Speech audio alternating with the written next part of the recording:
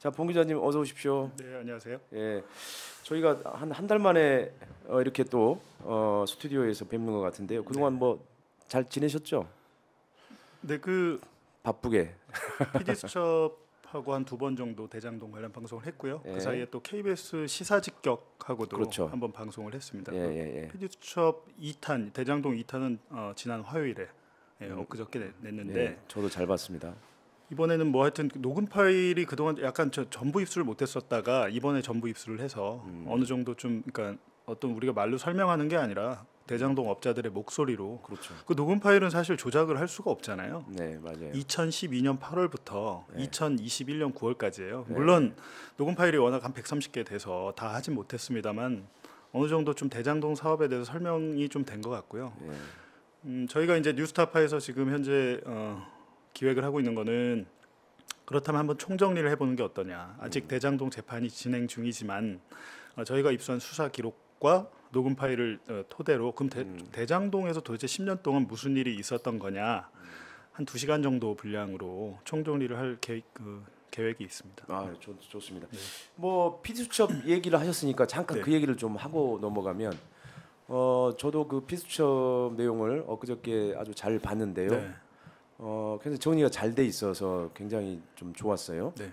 근데 보면은 거기 이제 천화동인 1호의 주인이 누구냐가 사실 핵심적인 문제 중에 하나인데 PD수첩에 나오는 그 대장동 일당들의 목소리를 통해서 보면은 거의 명확한 것 같아요. 천화동인 1호의 소유주가. 그러니까 우리가 흔히 이제 그 사람들이 그렇죠. 그분이라고 표현을 했었죠. 근데 거의 유동규로 모아지는 것 같아요. 이렇게 보시면 될 것 같아요. 저도 처음에는 이제 물론 그렇습니다. 기록, 수사 기록, 검찰에서 이분들이 조사받으면서 말한 것, 그리고 이분들이 이제 정영학 회계사가 이게 서로 대화를 하면서 녹음한 것, 이 두 개를 합치면 천화동인 1호의 몫이 있는 사람, 숨은 몫이 있는 사람은 유동규 한 명이 확실하게 나와요. 그렇죠. 2021년 9월부터 검찰이 1차 수사를 할 때 이미 그렇게 특정을 했고 또 그렇게 기소를 했었습니다. 근데 정권이 바뀌고 검찰 수사팀이 바뀌면서 그 이전에 그 어떤 자기들이 그 이미 수사했던 내용을 스스로 뒤집어 버리거든요. 근데 그런 부분들도 사실은 아직까지 언론에 제대로 전달이 안 됐습니다. 뭐 뉴스타파가 아무리 기사를 써봐야 사실 그런 것들이 제대로 알려지긴 힘들었고요. 그래서 이제 PD수첩이나 뭐 시사직격이나 협업을 했습니다만 한 전체 대장동 사건의 실체가 한 100이라면 여태까지 지금 저희가 이렇게 협업하고 보도한 거는 50도 안 됩니다, 사실. 그러니까 이게 철저하게 레거시 미디어들이 네. 외면하고 있는 그렇죠. 그 중요한 사건인데 사실 검찰의 사실 타겟은 네. 이재명 대표잖아요. 어쨌든 이재명 대표를 이 대장동 사업에 엮어야 되는데 네.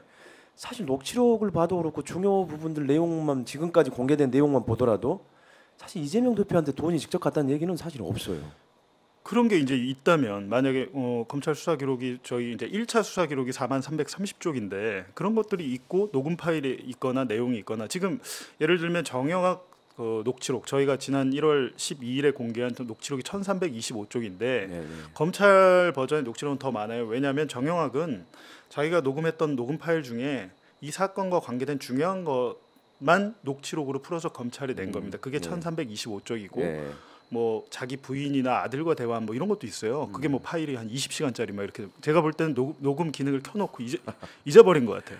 녹음 머신이에요. 네, 그러니까 녹음 기능이 켜진 줄을 모르고 그런 것들도 이제 그런 건 물론 안 풀었죠. 근데 그 말고도 이제 제가 전부 다 이렇게 좀 녹음 파일을 들어보니까 그러니까 미공개 녹음 파일까지 전부 다 저희가 검토를 해보니까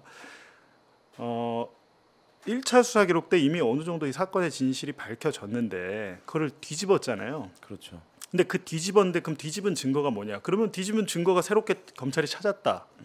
뭐 예를 들면 천화동인 1호가 뭐 지분 절반이 428억인데 428억을 이재명이나 이재명 측에 주기로 했다는 어떤 약정서나 녹음 파일이나 이런 게 결정적인 물증이 나오면 뒤집힐 수 있죠, 물론 추가 수사를 통해서. 근데 하지만 그런 것들은 나오지 않고 유일하게 딱 하나 나온 거는 그 검찰에서 석방을 해준 유동규와 남욱 이 두 사람만 지금 진술을 받고 있는데 남욱은 그래도 또 변호사예요. 그렇기 때문에 어떻게 얘기를 하고 있냐면 나는 그렇게 들었다예요. 천화동인 1호의 차명 지분자는 교묘하죠. 네, 그거는 이재명 측이라고 나는 들었다. 누구한테? 만배영한테 들었다. 혹은 뭐 유동규한테 들었다. 변호사기 때문에 그렇게 얘기하는 겁니다. 왜냐하면 재판에서 그렇다라고 이렇게 단정을 해버리면 위증이 될 수도 있잖아요. 그렇죠. 근데 그런 부분 때문에 그분은 그렇게 얘기를 하고 있는 거고 유동규 전 본부장 같은 경우는 그렇게 진술을 뒤집음으로 인해서 자기 형량의 그 이익이 있어요. 왜냐하면 전에는 그 700억 뭐 이렇게 이것저것 제하고 428억이 예. 원래 본인 혼자만 이렇게 본인 혼자에 대한 뇌물이었잖아요. 근데 그게 내 게 아니고 사실은 저분들 거예요. 그 배임도 제가 주범이 아니라 저는 그냥 종범입니다. 그러니까 시켜서 그렇죠. 한 겁니다. 예. 이렇게 하겠으면 그러니까 자기가 배임과 뇌물 약속의 주범이었다가 주범이 아닌 거죠. 제가 아니라 저분들 겁니다. 함으로 인해서 빠져나갈 여지가 된 거죠. 그게 검찰이 원하는 그림이잖아요, 사실. 근데 이제 그렇게 해도 답답한 거죠. 왜냐하면 재판 이게 뭐 무슨 뭐 꼭 법을 몰라도 상식적으로 말이 바뀌었잖아요. 1년 내내 재판을 했는데 그렇게 얘기를 안 하고 갑자기 확 석방되더니 말을 바꿨는데 증거는 없고 바뀐 말만 있고 지금 계속 뭐 김용이나 뭐 정진상 재판에서 유동규 씨 계속 말 바뀌면서 스텝 꼬이고 있지 않습니까? 그렇죠.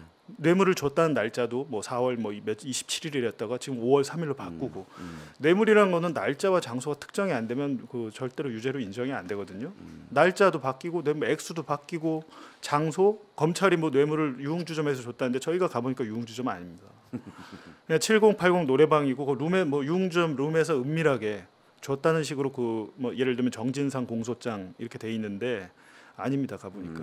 근데 장소도 안 맞고 여러 가지 것들이 왜 이렇게 수사를 하지? 왜냐하면 보시면 이런 식으로 해서 재판에 넘겨서 가면 유죄 안 나옵니다. 근데 그렇기 때문에 제가 볼 때는 이재명 대표가 그 천화동 1호의 차명 지분 428억에 대한 몫이 있다라는 거를 이재명 대표를 재판에 넘기면서 넣지 못했죠 검찰도. 그렇죠. 예. 예. 그거는 그게 어떻게 보면 강력한 증거 중에 하나인데 진짜 그게 맞아요. 만약에 네. 증거가 있었으면 사실 진작 피사실 공표를 통해서라도 사실 흘러나왔겠죠. 그러니까 제가 여기 와서 몇 번 그러니까 대장동 얘기를 하면서 이 자리에서 428억 부분은 아마 못 넣을 것이다. 일단 428억이 아닙니다. 천화동인 1호의 지분 절반은 1,200억이에요. 1,200억이 428억으로 3분의 1 토막이 날 리도 없는데 사실은 그러니까 검찰이 수사를 그렇게 하면 안 되죠. 범죄 수익을 줄여준 거잖아요. 천화동인 1호의 지분 절반은 1,200억. 거기서 세금을 뗀다 그래도 900억인데 900억이라고 하던지. 근데 428억이라는 거는 정영학 녹취록에 또 그렇게 나왔기 때문에 정영학이 계산을 한 겁니다. 이것저것 뭐 김만배 씨가 쓴 것까지 다 떼요 거기서. 원래 그건 유동규 거라면서요. 유동규 거에서 뭐 김만배가 쓴 걸 왜 뺍니까? 근데 그런 것들을 하나도 검토 없이 그냥 그 정영학이 했던 정영학의 진술이나 정영학 녹취록에 기대서 수사를 하다 보니까 그걸 그대로 한 건데 그러면 그 소유자가 누구냐고 했을 때는 그러면 돈이 갔어야 되잖아요. 그 대선 자금이고 뭐 노후 자금의 무슨 저수지라면서요. 근데 돈이 안 갔잖아요. 대선이 끝났는데도. 그러니까 제가 볼 땐 그런 증거들 없이 그렇게 기소를 할 수는 없을 거라고 제가 얘기를 했는데 실제로 검찰이 이재명 대표를 재판에 넘기면서 428억은 혐의에 넣지 못했죠. 네.